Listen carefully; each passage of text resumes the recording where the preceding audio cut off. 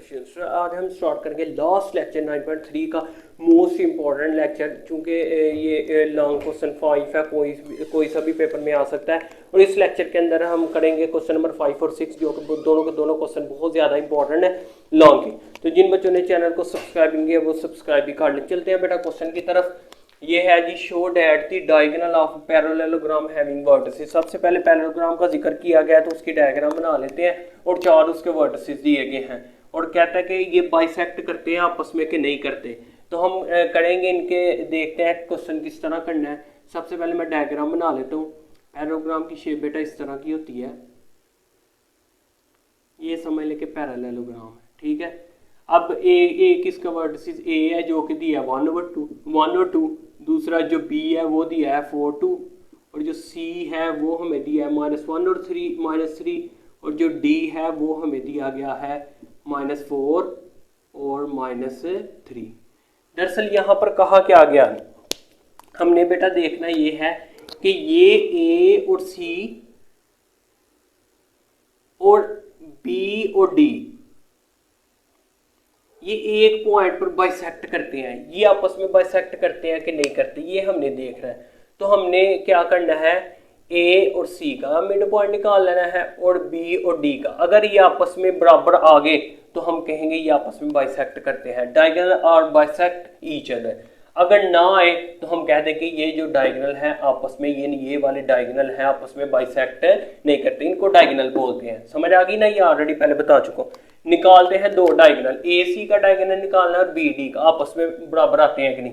यहाँ पे पहले मैं लिखता हूँ जी मिड पॉइंट निकालेंगे, खुद बार निकल जाएंगे। मिड पॉइंट ऑफ किसके दरमियान निकालने लगे हैं, ए और सी के, mid point of A C.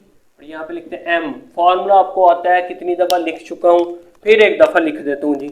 Mid point का जो फॉर्मूला होता है वो होता है जी x1 जमा x2/2 कामा y1 जमा y2/2।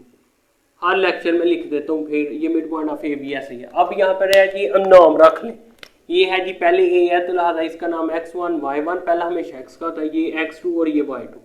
मिड पॉइंट में x वाले जमा करने हैं, 1 प्लस -1 यानी x1 जमा x2/2 कामा फिर यहाँ पे लिखना y1 हमारे पास क्या है जी 2 और y2 क्या है हमारे पास -3 और नीचे आ गया 2। अब यहाँ पे देखें m ऐसे ही आ गया, मिड पॉइंट का शो करता है ये +- 1/2 और यहाँ पे आता है +-2 -3/2। तो ये जो जवाब है ये हमारे पास 0 आ जाएगा /2 और ये हमारे पास आता है -1/2। +-3 में से 2 निकाले तो एक साइन बड़ी रकम का। और ये कैलकुलेटर पे भी कर सकते हैं, ये 0 आ जाएगा और ये आ जाएगा -1/2। ये जो है मिड पॉइंट ए सी का हमने निकाल लिया 0 और -1/2। अब दूसरा भी जो मिड पॉइंट है ये अब नोट आपने कर लिया होगा, मैं करता हूँ अब क्वेश्चन ही यहाँ पर। अब दूसरा हम निकालने लगे हैं बी और डी। ये मिड पॉइंट अगर इसी के बराबर आ गया तो हम कह देंगे जो डायगोनल है वो बाइसेक्ट करते हैं आपस के अंदर, ठीक है। ये जो डायगोनल आपस में बाइसेक्ट करते हैं एक पॉइंट के ऊपर। तो मैं यहाँ पर भी बेटा मिड पॉइंट निकालता हूँ, mid point of B D. तो यहाँ पे मैं करता हूँ मिड पॉइंट ऑफ बी और डी, इसके दरमियान जो मिड पॉइंट निकलेगा x1 जमा x2। यहाँ पे मैं फिर लिख देता हूँ, एक दफ़ा b पहले है तो यहाँ पे नाम रखें x1, ये y1, ये आ जाएगा x2 और ये आ जाएगा y2। अच्छा, x1 हमारे पास 4 है, x2 -4 है, तो 4 प्लस ये यहाँ पे -4/2 और y1 हमारे पास 2 है और ये -3 है, 2 + -3 यानी y1 जमा y2/2। और यहाँ पे बेटा देखें, यहाँ पर 4 +- 4 और नीचे आ गया 2 और ये +-2 -3/2। तो यहाँ पर बेटा हमारे पास ये आ गया 0/2 और यहाँ पर आता है +-1/2। तो आप ये देखें, इसका जो हमारे पास क्या आ गया जी 0 और इसका आता है -1/2। तो ये देखें इसका जवाब और इसका, दोनों मिड पॉइंट का AC का और BD का दोनों सेम है, तो ये आपस में बाइसेक्ट करते हैं। नीचे आपने क्या लिखना है, सो दी डायगोनल, अच्छा diagonal of parallelogram bisect each other. Diagonal of parallelogram, इसका ये सिंबल होता है, ये सिंबल के साथ भी लिख सकते हैं, पैरेललोग्राम बाइसेक्ट आपस में करते हैं जी बाइसेक्ट ईच अदर, एक दूसरे को एक ही पॉइंट के अंदर बाइसेक्ट करते हैं। उम्मीद है कि बेटा आपको बहुत अच्छे तरीके से समझ आ गई होगी क्वेश्चन की। तो ये तो छोटा सा सिंपल सा क्वेश्चन था, लेकिन हर किसी क्वेश्चन को डायग्राम के साथ करें, ज़रूरी नहीं है पेपर में डायग्राम, लेकिन आपको पता है डायग्राम बना के मैं पहले ही बता देता हूँ कि हमने करना क्या है, तो हमारे लिए आसानी हो जाती है। तो बेटा अब लास्ट लेक्चर है इस एक्सरसाइज का, बहुत ही ज़्यादा इंपॉर्टेंट है, तो वो भी आपने थोड़ा सा लेंथ ही है, लेंथ इतना भी नहीं आसान ही है लेकिन थोड़ा सा लेंथ ही होगा। तो चलते हैं बेटा क्वेश्चन नंबर 6 की तरफ और आज के लेक्चर का लास्ट क्वेश्चन करते हैं। चलते हैं जी बेटा क्वेश्चन नंबर 6।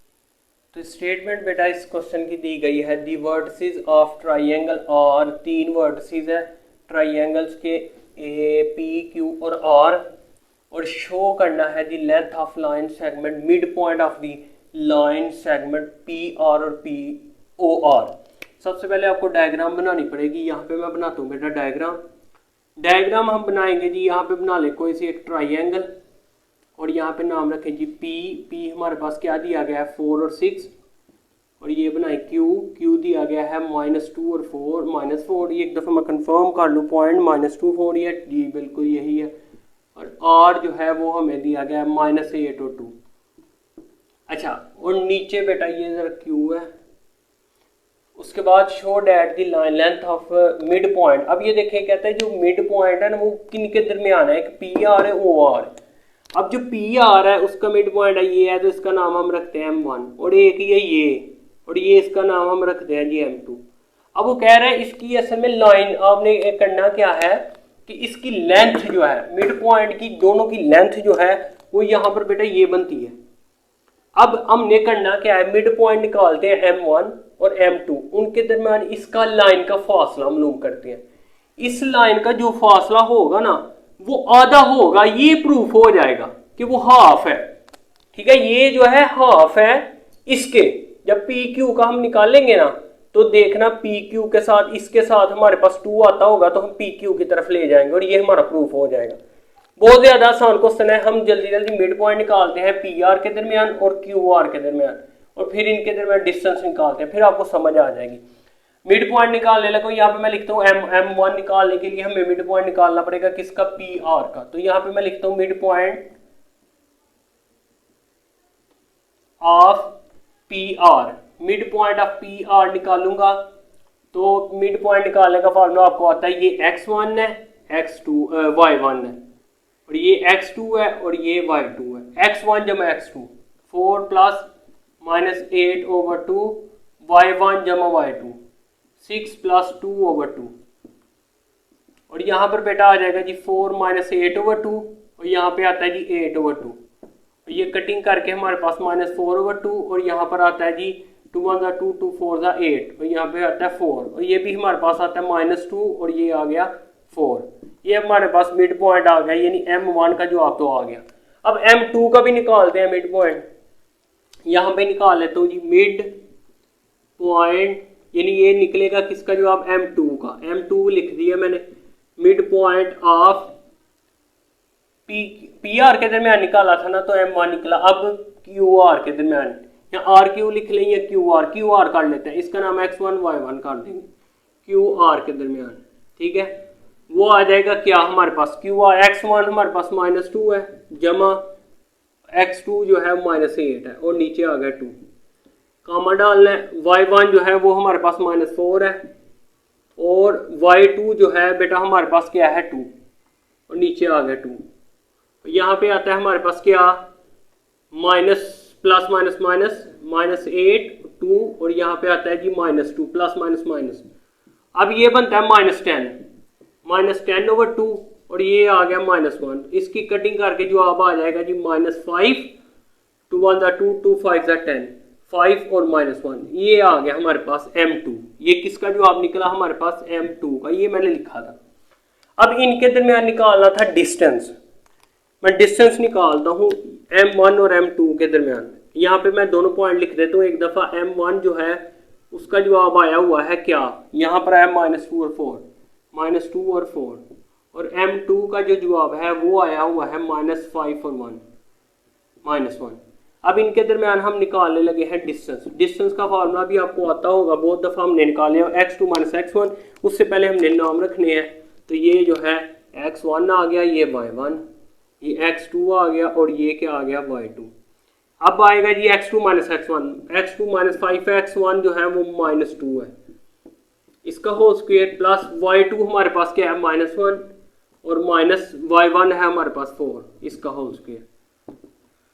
और यहाँ पर बेटा आ जाएगा माइनस माइनस प्लस, -5 प्लस 2 का होल स्क्वायर, ये माइनस माइनस प्लस होता है, -5 का होल स्क्वायर आ गया। अच्छा, इसके बाद बेटा ये आता है माइनस प्लस माइनस -3 का होल स्क्वायर और ये आता है -5 का होल स्क्वायर। अब इकट्ठा निकाल लेते हैं, ये आ जाता है 9 और ये कितना आता है जी 25। तो ये इसका स्क्वायर रूट निकालेंगे तो ये आ जाएगा कितना